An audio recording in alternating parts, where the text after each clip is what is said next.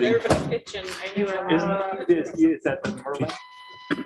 Oh, maybe I should. Good morning. Maybe I should get. Welcome to our March 22nd meeting of our Environmental Concerns and Real Property Tax Services Committee. Welcome to all. We have a fairly full agenda this morning. So can I first get a call to approve the minutes of our prior committee meeting? Supervisor McGowan, seconded by Supervisor Bramer. Any discussion? All those in favor? Aye. Thank you very much. We have two presenters this morning, and I welcome Tara Donadio as well as Rob Cole from the New York State DEC to talk about, I think, some very important issues as they relate to clean energy and our environment. Our first presenter will be Rob Cole from New York State Department of the Environment, and Jim Lieberman. So welcome, Mr. Cole. If you can help us as it relates to gypsy moths and how it impacts our local environment. Jim or Mr. Cole, you're on.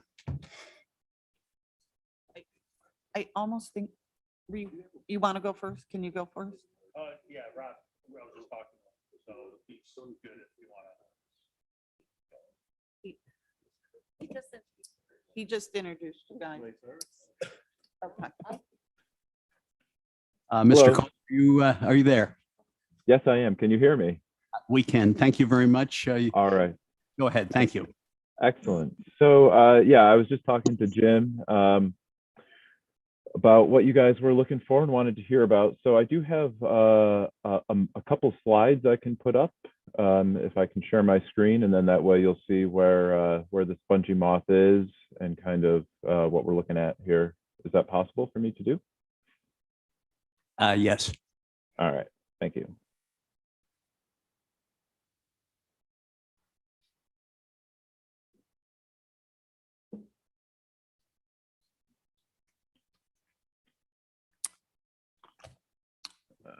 You're on there, Mr. Cole. Yep. All right. Hopefully you can see the right screen. I'm not sure which one I'm sharing now, but you should see a map. And this is an aerial survey. New York State DEC flies over the state every year, and we map various what we call damage causing agents. And so all of these pink splotches you see on the map here are formerly known as gypsy moth. Now we call it spongy moth.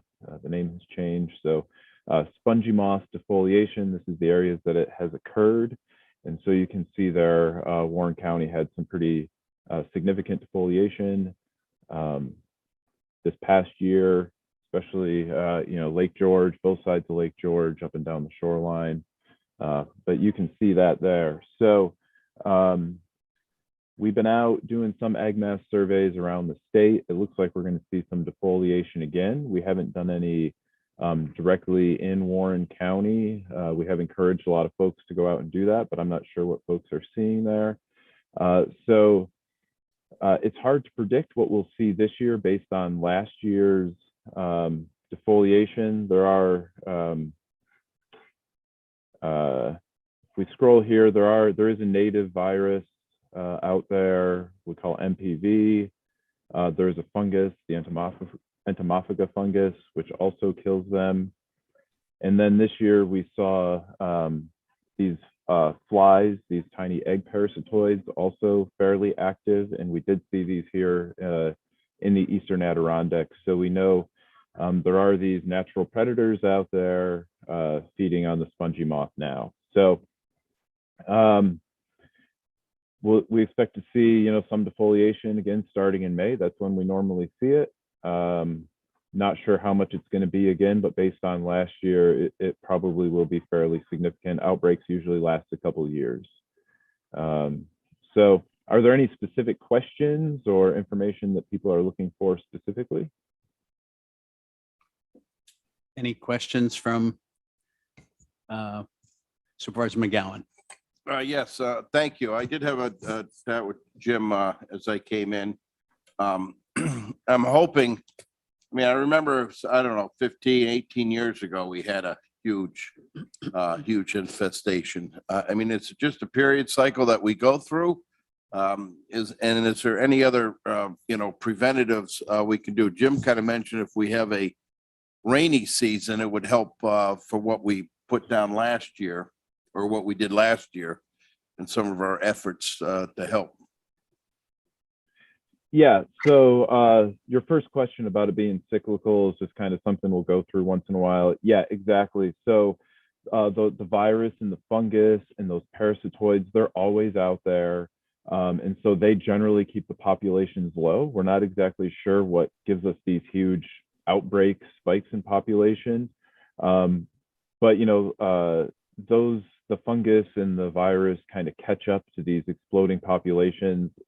It gets all the caterpillars sick, and then they die off, and then we don't see them for 10 or 15 or 20 or more years. So yeah, those things are always out there working, and sometimes for a short period of time, they don't work.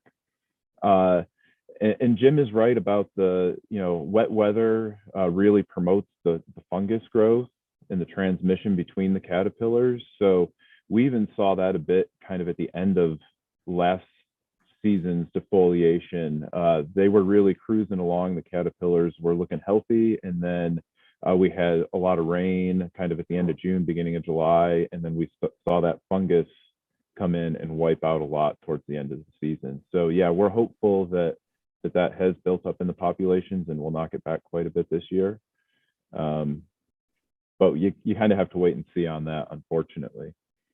As far as treatments go, there are some treatments available. It's kind of late in the season to be looking into that stuff, but for larger areas, BTK, which is a bacterium, BT is really widely known in the agricultural sector. BT corn is very popular, so it's very similar to that, but it's specific to gypsy moth. That can be aerial applications generally of that, and then there are you can do smaller treatments of individual trees and things, but BT is usually what most folks use. Go ahead, Supervisor McGowan. Yes. Yes, thank you. I grew up in Clifton Park, and I remember usually a couple times a year, this truck used to drive around with this big fan and spray, and and we were just told to hold our breaths. That was back in the 70s. Of course, and behind the truck because we thought it was fun, but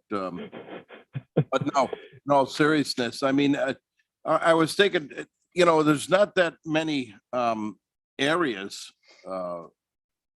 large concentration areas, but I'm sure they're all over. The Eastern Shore, probably all over the country. These things, and I was wondering if why New York State or something wouldn't think of doing an aerial. I mean, is too much liability, or I was just wondering why we wouldn't concentrate on the heavy areas to help knock it down. Sure. So yeah, what was getting sprayed when you were growing up? Yeah, it was bad stuff. So we don't do anything like that anymore. Again, like the BT, yeah, exactly. No, and people, yeah, we've learned a lot in the past 40 years, but that was the last time there was a lot of that widespread spraying going on for gypsy moth. I mean, I know, or spongy moth, excuse me. But yeah, the spraying, that could have been, for anything. But so yeah, like the BT, that's a natural bacterium. There's also Gyp Check that you can spray. The Forest Service manufactured that, which is the natural virus. So yeah, the safety of these products, you can apply BT in a neighborhood. You can aerial spray over a neighborhood if you so chose to. And then as far as treatment goes from the state, we are doing some very limited treatment this year because it was such a severe year. Our treatment is focusing on the like highly sensitive, ecologically sensitive, valuable ecosystems. So for instance, the closest treatment we're doing to your area is actually all the way over at the Rome Sand Plains, where we're really concerned about losing that very unique and rare habitat. Spray, widespread aerial spraying, It gets very complicated, as you can imagine, with all the players involved. So again, with it being cyclical, in a couple of years, those natural predators all catch up. We've been able to kind of live with it that way, since we stopped those major treatment programs back in the 80s, and it's just been on this cycle. So we haven't seen widespread mortality of our oaks in New York State. We still have, millions of acres of oaks. So yeah, we don't see ourselves losing the resource at the statewide level. So that's why the state doesn't have a big spray program at this point. One more follow-up, sorry. Go ahead. They attack more than oak though, Yeah. correct? Yes. Yeah. I've even heard willow. Yeah. So there is a wide array of, and I wonder if I have that on. I did have a list here. I can't seem to get to. Oh, so yeah, oak, maple, apple, hickory, birch, willow, basswood beech, and aspen are the hardwood trees that were reported to us this year as being defoliated. And I would say in the eastern Adirondack area, oak, maple were the two hardwoods that were defoliated the most, and then white pine and hemlock actually we got reports on as well. Really? So yep, and white pine is not, and hemlock are not usual hosts. I think there was just so many this year that they fed on the limited amount of oaks and then moved on to the next closest thing, which is white pine and hemlock in your area predominantly. Thank you. Thank you. Supervisor Bramer. Thank you, Chairman. So thank you very much. This is Claudia Bramer. I sit on the Tourism Committee, and this was actually a referral from from that other committee, because last year we saw so much impact from the spongy moths up here related to, and it looked like, if I was reading the map right, it was kind of heavily focused in the southern Lake George Basin area. Is that right, Rob? Yeah, that's what I would agree with that based on our public reports in that map. Yeah. Okay, so one of the questions I had was, how bad is it going to be this year? And it sounds like it's probably going to be similar to what we had last year. Yeah, that's possible. So there's a lot. So it lays its eggs late summer, early fall, and then those eggs have to survive all the way through to when they hatch out in May. And there are a lot of things that go on, including those natural predators and the weather and everything else. So we don't predict, we won't predict the 2022 defoliation based on the defoliation in 2021. It's actually, there's an egg mass survey that we do where you go and count egg masses on different points of the trees and old ones versus new ones. And then you predict the number that could be viable come the springtime. So we haven't done that across, the Eastern Adirondack area. So I couldn't tell you for sure. But again, just knowing the outbreaks usually last a couple years, and this was really the first big year. We did have some defoliation in 2020, but it was scattered. So I would say this could be, there is a strong potential there will be defoliation again this year. Okay.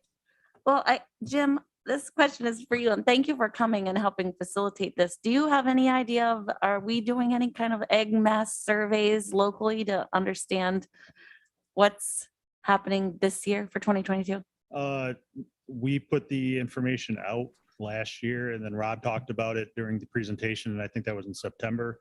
But there's nothing that's an organized effort because it's all based on volunteers. And one of the things to keep in mind is this part of Queensbury, Glens Falls, Lake George, you pointed out that with the impacts up and down the Lake George watershed. And Rob, you can feel free to correct me if I'm wrong, but we have a higher concentration of oaks, red and white oaks in this area. You go to where I live and, I have some red oaks and like one white oak. And so the creatures are going to be where the food is. It's like a beaver being around and continually damming up a stream. It'll be there if the food's there. So the food sources are there for the primary food sources are there for the gypsy or spongy moth.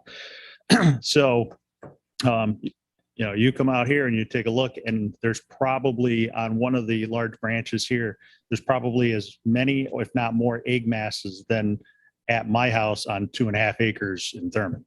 Yeah. So it's really, it may be bad here. I may see a couple up there. We may see it up and down Lake George. But again, we may not because,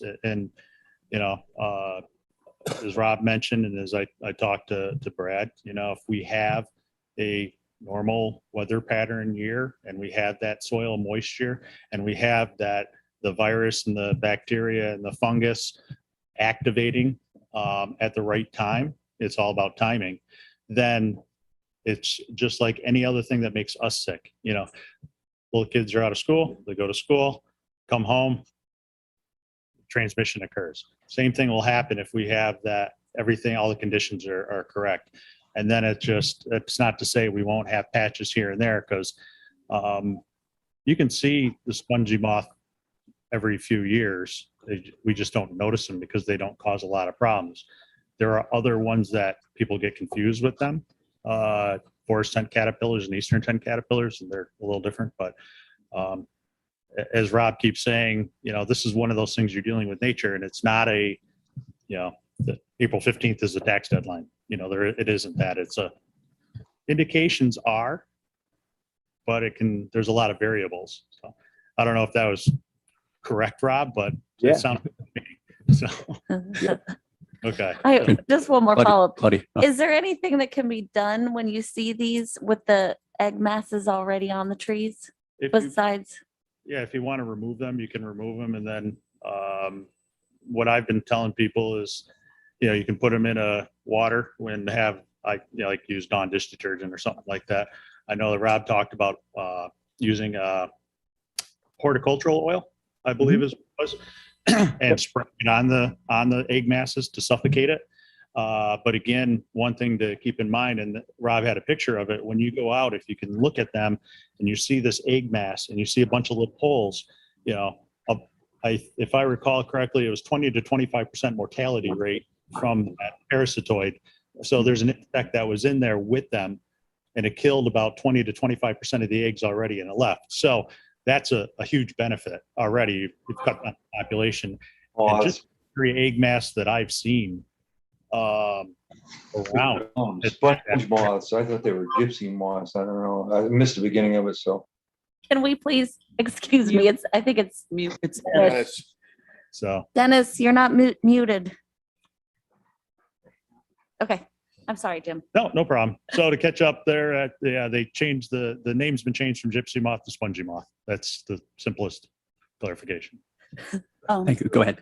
So I just wanted to point out, my office here at the county is down in the front corner of the building, and off the side, there's a couple of maple trees that are there. And one of them, the larger lower bough underneath, is loaded with those egg things. So, and I know when we periodically go out and walk, you can see it on some of the trees right in front of my main office. There's another big tree that has them on it as well. So I just wanted to point that out so that maybe the county could do something as a preventative so we don't lose those trees by cleaning or scraping or whatever you said you need to do with those egg things.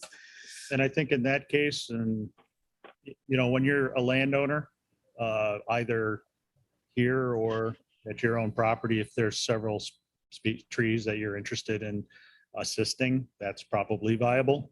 When you start getting into a few acres of woodlots and things like that, and adjacent property owners and state land, I think that's less viable to do that in a short turnaround time. But individual species of trees, and that's why one of the recommendations we had last year when it was just starting to kick off, my recommendation was, water your trees if you have a couple oak trees, because part of it is just like when we get sick, you try to to assist your body. So lots of fluids, things like that. So if you can reduce additional stressors, that's going to help the overall health of the tree. Any further questions from anyone else? And Rob, I think, can you give, I think it would be good, you touched on it, but you said, you know, the hemlocks, the pines, and I think some spruce were munched on pretty good last year, but, you know, as opposed to the deciduous trees, the coniferous trees, they don't bounce back once they hit a certain percent, correct, of leaf defoliation? Yeah, that's correct. Unfortunately, the conifer trees, yeah, they don't re-leaf out. So yeah, they're usually, if they get 50% defoliated, they're probably not going to come back. So I do expect we'll see some white pine and hemlock mortality caused by spongy moth this year. So yeah, so I would say if you want to, you know, if individuals want to focus on something, or, you know, your property right there, the county property, you know, if you had a hemlock or a white pine and you saw egg masses on it, you know, that would be a place to focus, right? Because those trees, they don't bounce back, like Jim said. So, you know, there are focused efforts individuals can do to specimens on their property or certain tree species. Otherwise, you know, the aerial spraying for larger landowners is the way to go. Thank you, Jim. Quick question. Yes, go ahead. Jim, you say bounce back. Is that relieve that year or it just kills the tree? No, what happened, you know, this past year, trees were defoliated. I noticed it first on the Northway because everything starts taking on a hazy appearance. That was in late June. We started mid-June. We started getting rain. I kept an eye on. I had some moths at my place, and one day, after we had gotten some rain, I noticed a caterpillar upside down bee, and I think that's basically virus turned upside down. I mean, you know, it took care of, started getting through the population, and then about 4 weeks later, I started notice first the aspen starting to come back. You get that bright green flush of leaves. So my understanding is 2 years of defoliation is generally okay. 3 years starts getting tough. But again, it goes back to if the trees are under stress from something else, maybe you know, concrete sidewalks restricting their ability to take in nutrients and take in water or things like that, or if they're just ill from another disease, you know, they're immunocompromised, for lack of a better term, and this could be to speed them on their way and they won't recover. If they're in decent health and they get defoliated, then they'll generally come back the following year. They'll probably come back.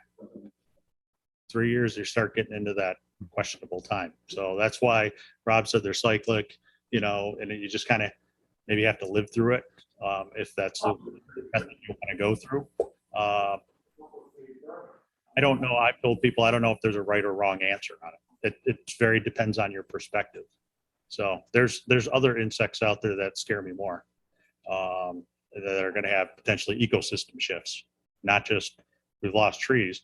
Because even with the pines that just mentioned, you know, I look at it as we know that white pines drop a lot of seed, and so you might have more green out there with small pine. It's a kind of a natural cropping and regeneration. So. You know, Mother Nature does a great job filling voids, and that's exactly what's going to happen. It may not be, though, what we're used to. That's the thing. It's our perception on it, too. So, but you can certainly work on some of them, but I don't know if it's practical to work on all of them. Thank you. Thank you, Jim. Dennis, did you feel comfortable with the answer?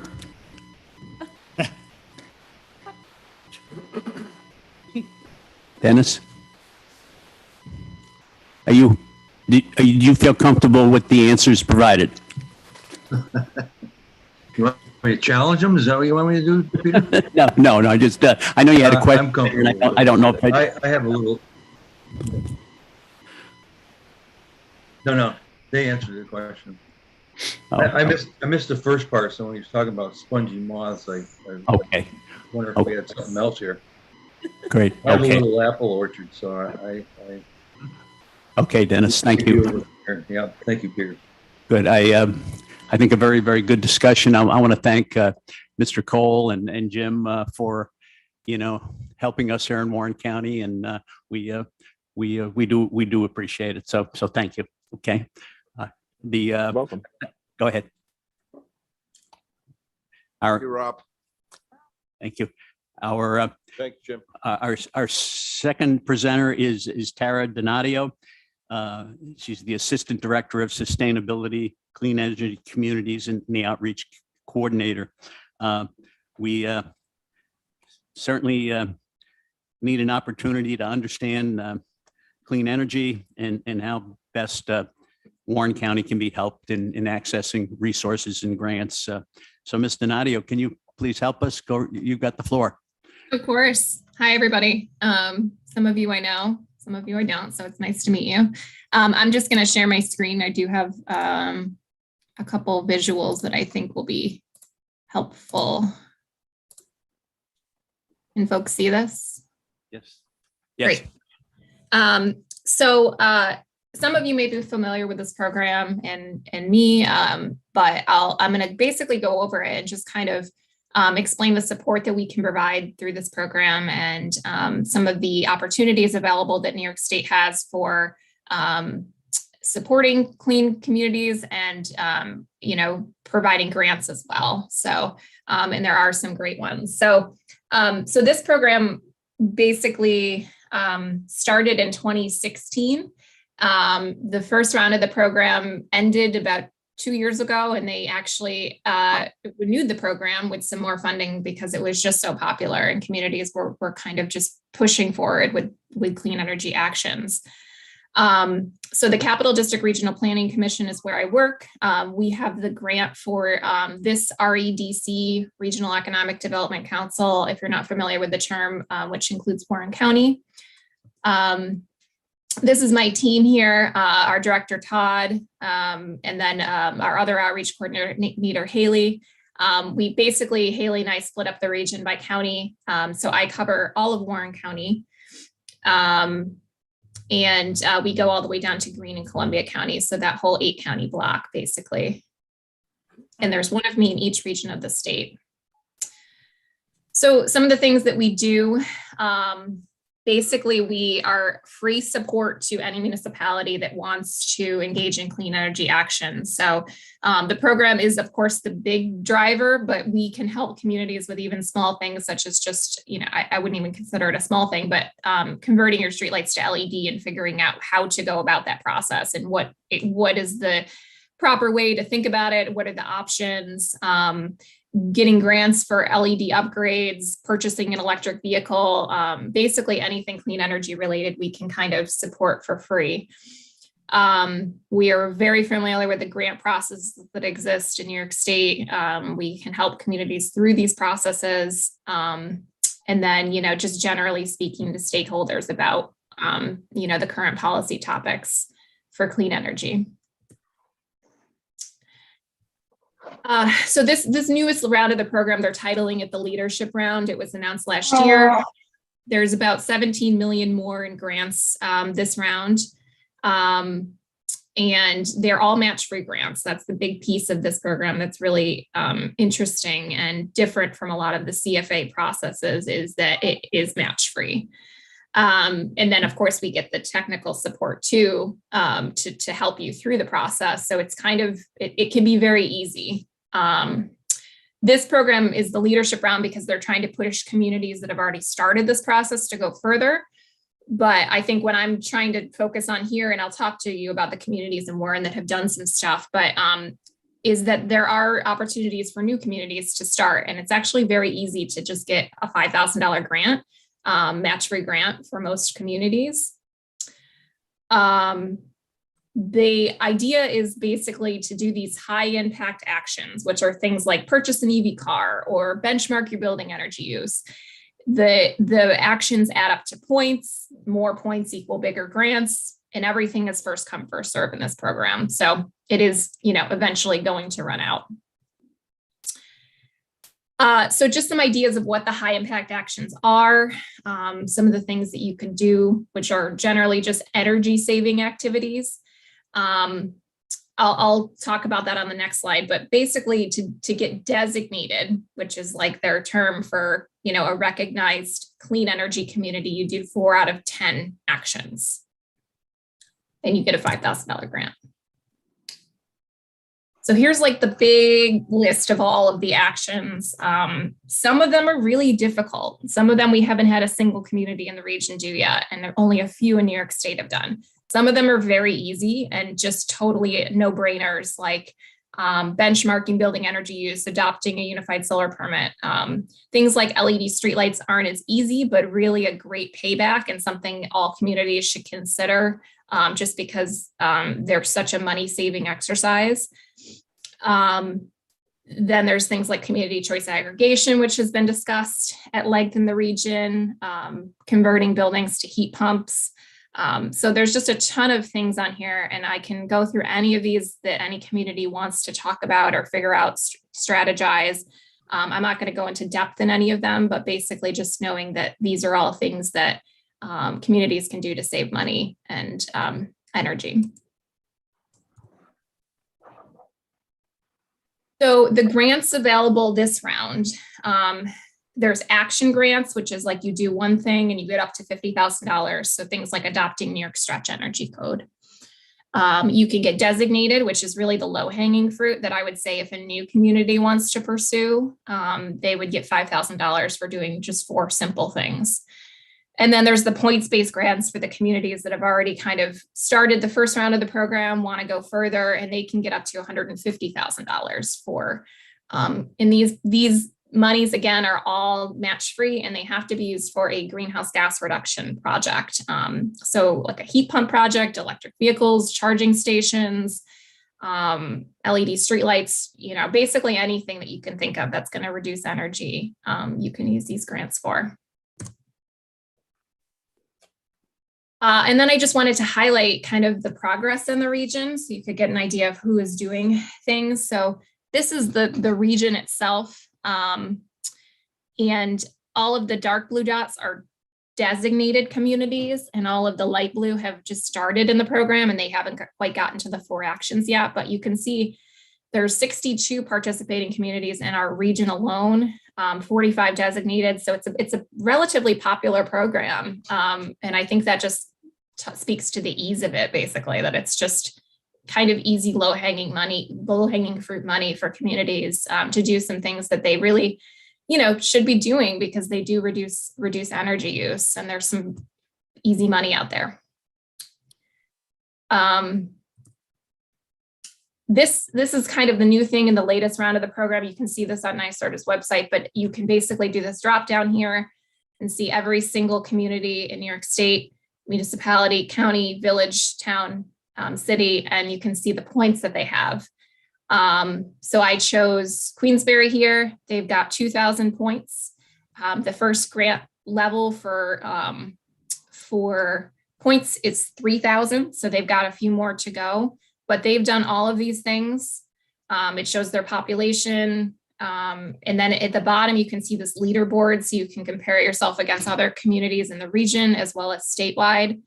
Those statewide leaders are like down in the Hudson Valley, that they're just, we're not going to catch them anytime soon, but you know, you can compare yourself to the region, and Queensbury is doing very well. So.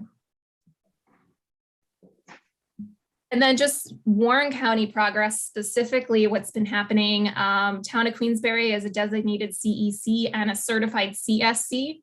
So the CSC program is a DEC program that recognizes communities for going beyond energy and mitigation and talks about like adaptation things, water, waste, there's adaptation, resiliency, all of those things are part of that program too. Because it's that much, because it includes those things, it's that much more difficult, and there's that many less communities in New York State that are certified. So it's a pretty prestigious thing. So they got certified as a CSC, and I can support that program as well for any community that wants to do that. Glens Falls was designated as a CEC in 17 and a CSC in 21. Both of those communities received $50,000 because they jumped on this program pretty early. So they got some big grants. And then Warren County received designation in 2020 and got $5,000 and certified in 2020 as a CSC. And then Lake George Town and Village got $5,000 and were certified as a CSC in 2020. There's a lot of acronyms there. I know you're not going to remember them all, but the state's lingo. And then just to note too, that the town of Chester and the town of Bolton both adopted the pledge for the Climate Smart Communities program, which basically is just like a resolution saying we as a town are going to move forward with this program. And it's the way you get started before you get certified. So I'm there to support those communities if they need my help as a free resource, as well as any other town in the county, as well as the county itself and the city and any of these communities basically that want to move forward even further, because you can take further steps with any of these programs. So basically, I think the message I'm trying to say is that I'm here as a resource, basically as little or as much as any community needs me. The programs are great. They offer a lot of benefits, but even if a community just has a question about, the simplest thing, I can support that. So I think that's the end of my presentation. Anyone has any questions or anything? Supervisor Bramer. Thank you. Hi, Tara. Hi. Thanks for being here. I hope that some of our communities will take you up on your offer to help. Tara's great to work with, super easy, available at nights when you have meetings, like things like that with your volunteers. In Glens Falls, they have a bunch of volunteers that meet with Tara at night, so it's really great. I did want to say that at NISAC last week, they talked about in the climate action plan, there was a recommendation, I believe, to allow counties to be the sponsoring governmental entity for community choice aggregation. And if that happens, I would really encourage Warren County to take on that. That's something I've been looking at for a while, but we can't do it as a county. It has to be done by a local municipal government. So if that happens, be prepared for me to advocate for us to go forward with that. What it is a way to bring clean energy purchasing options really to our local residents. It doesn't really mandate anything. It's just a stronger purchasing power if we do it through the county, and it's all through National Grid bill. It doesn't really change anything from the customer side, but it helps us to get green, clean, and affordable energy here to our customers. So that's one thing, unless I explained anything about that, Tara. No, that sounds right. The gist of it. Okay. And the other thing at NISAC, we talked a little bit about New York Stretch Energy Code, and I actually reached out to Department of State to see if counties can adopt that New York Energy Code, because we do have the buildings and codes which enforces the New York State code throughout the county, except in Queensbury and Glens Falls. And the answer that I got was a little convoluted and complicated, but it sounds like we may be able to do that, and look for me to be asking for the county to do that as well.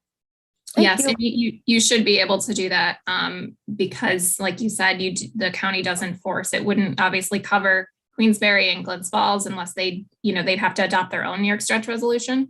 But that's correct. And some of the actions in this program are specifically energy code related. So any of those actions would apply to the county, but they wouldn't, like the town of Chester wouldn't do that or wouldn't be able to enact those.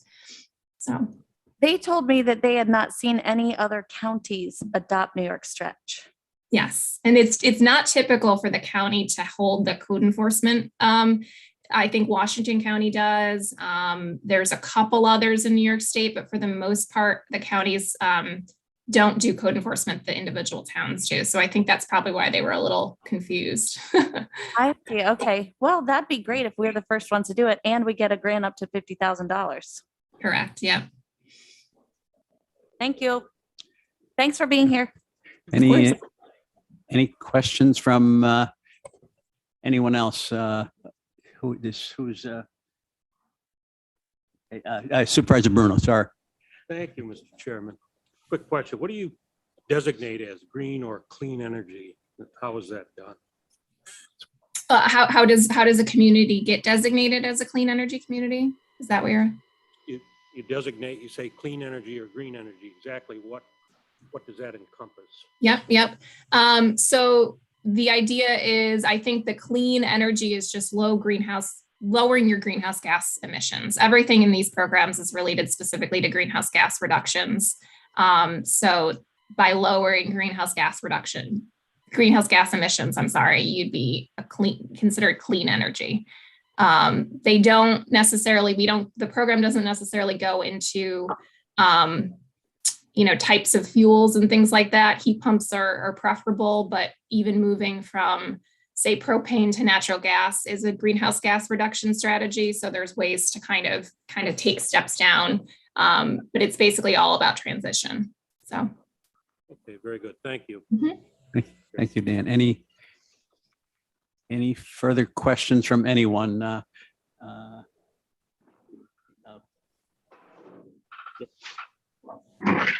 Ethan, I'm sorry, go ahead.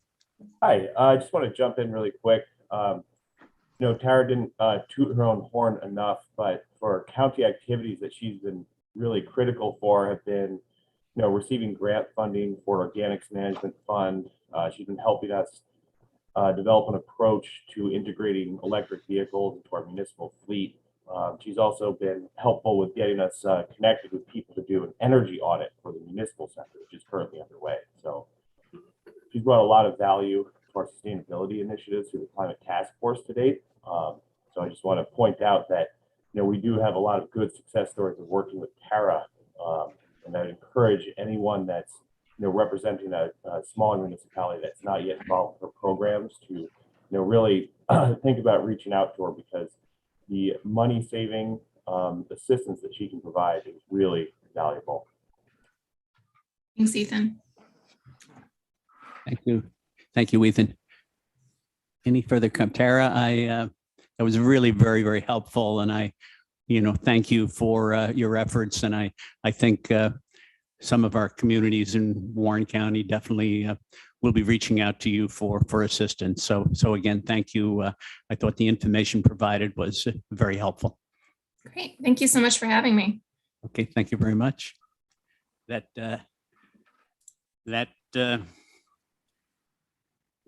maybe finishing our commentators, our next transition would be to Lexi in terms of some of. Hey, good morning, Ken. Ben Driscoll. It is about 9:45. I'm just doing some follow-up, see how you made out with both your.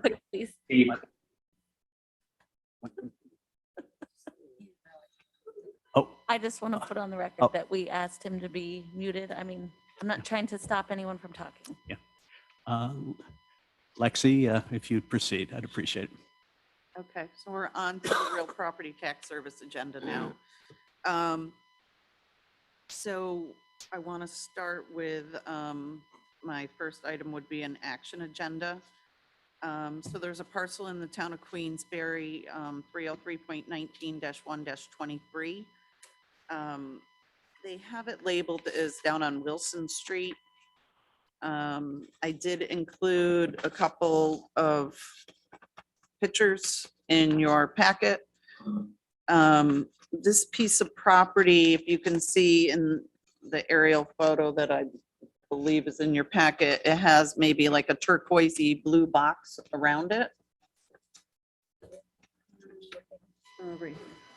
It's kind of faint, but it is there in turquoise. So that's a very marshy swamp area. This piece of property we originally took in tax foreclosure back in 1992. And it was finally sold in 2010 at a tax foreclosure auction. But in 21, we ended up with this property back again. So the person that had bought it in 2010 was just somebody who bought numerous pieces throughout the county that were kind of just pieces of really nothing. And now he's let some of them go back for taxes because he found that there wasn't anything he could really do with them. So I'm asking the committee if, because I have spoken with the committee in the past about some parcels like this that are really kind of problem parcels that we can't do anything with. I would really like to see if the county would be willing to convey this property to the neighbor for just the recording fees. The town of Queensbury went out and did some review. I included that in your packet as well. And they had a $5,800 assessment on it that they weren't quite sure why that assessment was on there. So upon review, they did lower it to $100 because it's very, very swampy and useless. If you look in the photo though, you can see that the neighboring people whose last name is Dutra, they have a paved patio there that kind of hangs over onto the little bit of grassy section that is on this parcel. So I really think that the property would be of only a value to them just because they're already kind of using it anyways. So that is my resolution request, is to see if the committee and the board would support conveying this piece of property to the neighboring owner for the recording fees. Peter? Supervisor Dickinson. Go ahead, Dennis. Yeah. My internet connection is going in and out, but I'd like to make that motion, and I have a question for Lexi after we get a second. Seconded by Supervisor McGowan. Discussion. Yes, Lexi, have you talked to Dutras? I have, Are they willing to do this? yes, Excellent. Good move. Thank you. thank you. Supervisor Bruno, discussion. Thank you, Mr. Chairman. Lexi, is that property appears to be landlocked? In other words, there's no other access to that other than through the Dutra's property, correct? Correct, or it's kind of hard for you to see in your picture. I had brought, I don't know if this other one was included. Yeah. It kind of looks like a street that goes next to it, Right. but it's not. That piece of property is owned by Ivan Bell, who owns IBS Septic, which actually is what you're seeing in the photo to the left with that big roof and all the porta potties. Okay, yeah. So, but the Dutras own 1, 2, 3 pieces in front of it. And then you would have that piece in between that's owned by IBS. And then you have Dutra on the other side of that and out on the front of that piece. So it is really surrounded by Dutra's property. Very good. Thank you. Thank you. Supervisor McGowan. Welcome. Yes, Lexi, would that be considered, I mean, they look like roads, would they be considered like a paper road? At one time, it was going to be a street because there was a subdivision that was developed in there. As you can see, the numerous little lots that are all through there. But at the time that was done, it was many, many, many years ago. And it was before they realized how bad it was in there with the wetlands and the That's what I swamp thought. area. Yep. So it's really all non-usable land Because back in I'm there. looking at some of the lots, and it looks like the peak of the houses, I mean, they're like double lots, and they put the house right in the middle of the lots, right? Yeah, it kind of looks that way. I mean, At least for the 3 that they're all owned by Dutra, but for some reason, the town of Queensbury did not have them merge those properties together. But there is property lines going right through the center of the buildings, one of a residence, and I think one is maybe of a garage. Also like another patio area and through the center of their pool. So. Yeah, so who owns 22? 22 is actually owned by Glens Falls Lehigh Cement. Okay, And that's what I thought, I just couldn't see it. I'm not really sure why they really, it's of no value to them either. And I know when I spoke to Mrs. Dutra, she had said that that was something that they may consider as well, reaching out to Lehigh Cement to talk to them about that lot because they don't use it, Lehigh. Supervisor Bramer. Thanks. Lexi, is there a way, I mean, you're saying this is completely unusable. I'm saying that, And I'm seeing a lot of, build out in those 3 lots in the front. Are there existing town of Queensbury regs, or can we put something in, or can we have some assurances that they're not going to build in the wetlands? oh, I don't know if that can come from me. Maybe the town of Queensbury might be able to put some type of stipulation in on it. I only spoke with the assessor's office, and they're the ones that went out and did the review of the property. And they plan on sometime in this year, but it wouldn't affect until next year's assessment roll to do a complete review of the whole neighborhood. I just don't want to see this property go through another tax sale, because it's crazy. It's a waste of money and time to put this in a tax sale, put it up for auction, have somebody bid on it like happened this year. What ended up happening at the tax sale was somebody bid on it. Mr. Dutra was actually there and bid on it. And then another guy who bought multiple properties at our auction just bid like crazy on this and had it up to, I want to say $3,500 or $3,800 bid, and then backed out of it once he found out what it really was, because he didn't do his homework. And the second bidder wasn't interested either, because I reached out to him and he said the same thing. It's all swamp. You can't do anything with it. So I can't imagine that the town of Queensbury would let anybody build on a swamp. But again, that's not my call. Supervisor McGowan is on, I believe, the town planning board for the town of Queensbury. Maybe we can ask him that question. Supervisor McGowan. If it is, thank you, if it is delineated as, wetland, and I know that area over there, and it is wet, and briny. This really isn't a buildable lot, and there's no way that Queensbury would allow someone to build on a swamp. I'm pretty sure Queensbury knows that, but if they did, they'd have to come to planning to get a recommendation to the variance board to go for variances. But I would imagine this is a delineated wetland. Thank you. Any further discussion? Seeing none, we have a motion and a second on the floor. All those in favor? Aye. Opposed? Aye. Thank you.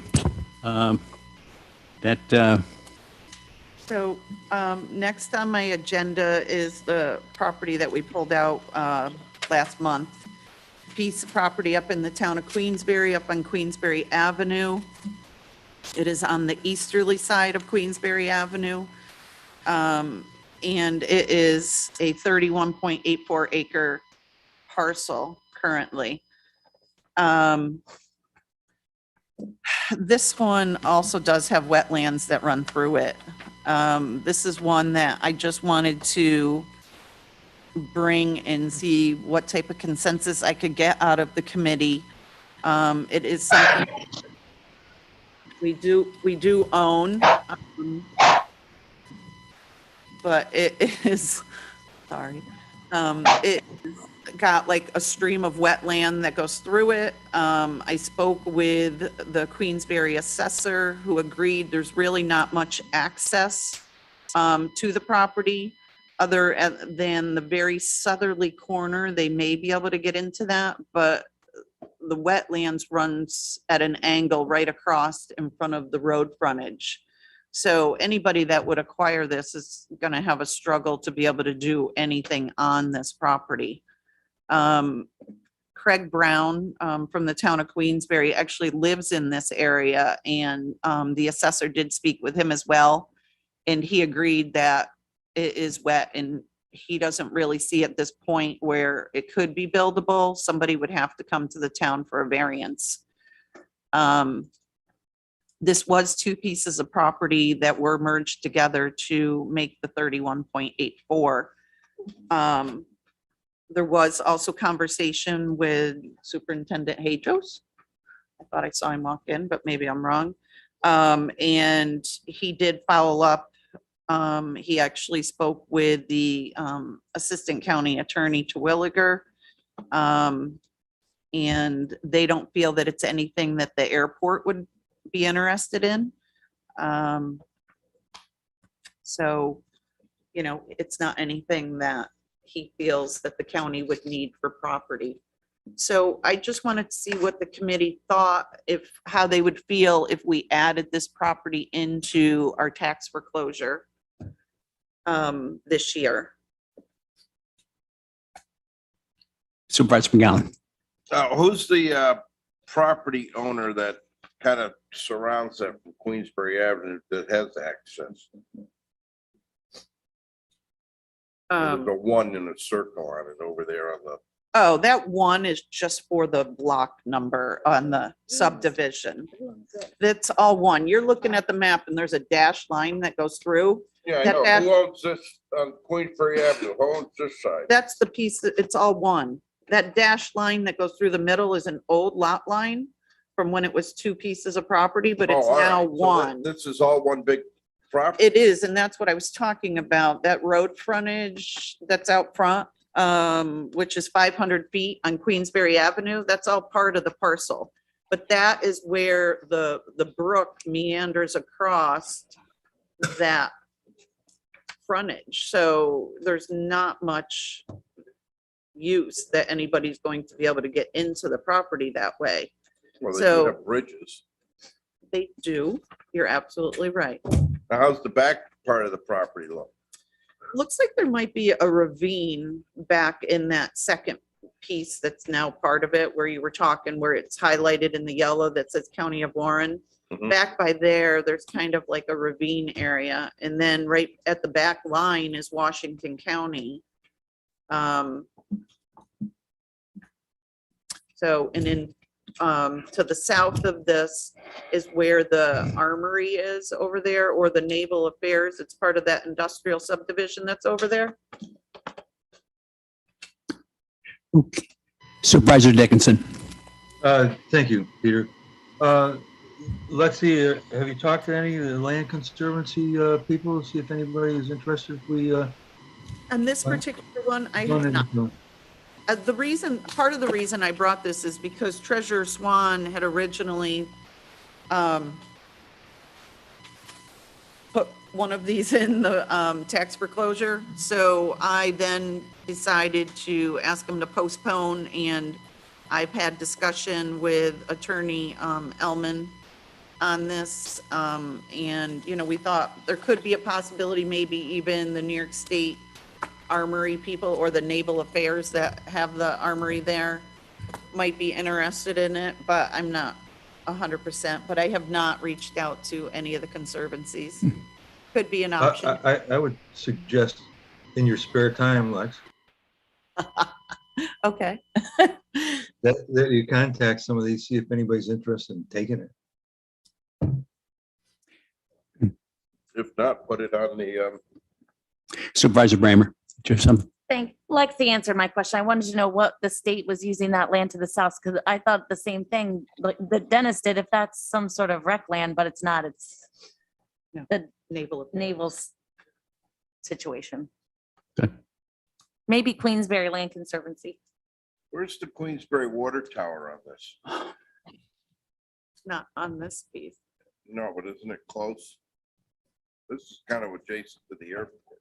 The airport's a little further north. Yes, they do own the property across the street, but the actual airport itself is a little further north on the other side. Thank you very much. Any further discussion? Seeing none, can I get a motion to adjourn? No, sorry. Go ahead, Tim. um, You want to talk about this some more? No, not this one. Okay. I would like to go into an executive session to talk about an employee's performance. I was told in budget I had to come back to committee. Have I'll you- second that motion. Okay, well, we'll, Sorry, I didn't brief you on this, Chairman. It caught me by surprise that I was actually going to make it today. So okay, I see.